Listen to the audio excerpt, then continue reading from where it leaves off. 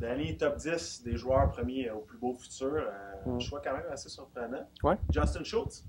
Les défenseurs, pour moi, c'est la denrée rare dans la Ligue nationale. C'est très difficile d'en avoir des bons. Je pense que les Oilers Edmonton ont fait tout un coup lorsqu'ils ont récupéré l'ancien premier choix des Ducks d'Anaheim. C'est un joueur qui est prêt à contribuer dans la Ligue nationale. Le lockout va énormément l'aider en termes de progression. Ça va lui donner le temps de pondérer un peu cette croissance ou cette progression-là en passant des collèges américains par la Ligue américaine. Je pense que c'est souvent nécessaire, surtout dans un environnement où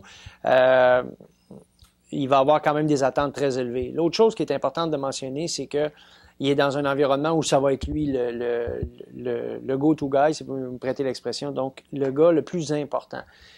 Quart arrière, gros bonhomme, capable de prendre des minutes. Déjà dans la Ligue américaine, il est dominant. Donc je pense vraiment que c'est un joueur qu'on va remarquer rapidement sur la planète hockey dans la prochaine année.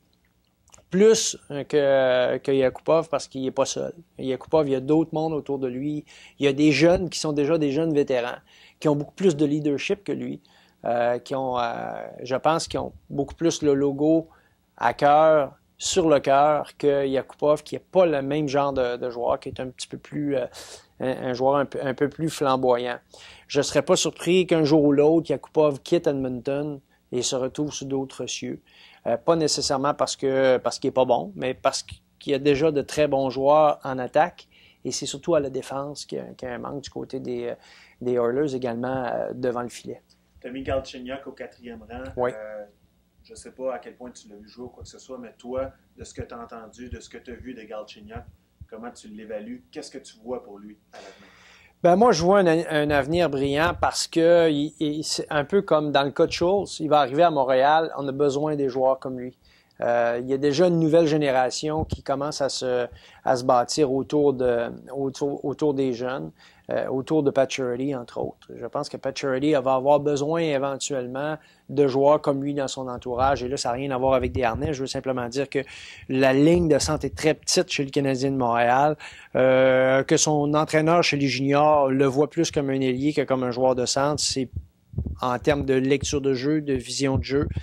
Je respecte l'opinion de M. Beaulieu, mais en même temps, je pense que s'il y a un besoin à une position en particulier, on va lui donner toutes les chances de réussir là. Je pense que Galchenyuk a vraiment tout ce qu'il faut pour réussir. C'est un gars au gabarit imposant, mais surtout, l'affaire la plus importante dans son cas, c'est un joueur qui est extrêmement mature pour son âge. Il se comporte comme un professionnel. À la Jarred Tinordi, c'est le même moule de joueur en termes d'attitude, le même regard, cette prestance, cette force tranquille, assurance. Je pense que le Canadien a besoin de ce genre de joueur-là. Je pense que Trevor Timmins a commencé à regarder de plus près l'aspect de la maturité, de l'attitude lors de ses sélections. Et moi, je pense que ça va rapporter aux Canadiens et c'est la raison pour laquelle je l'ai classé si haut.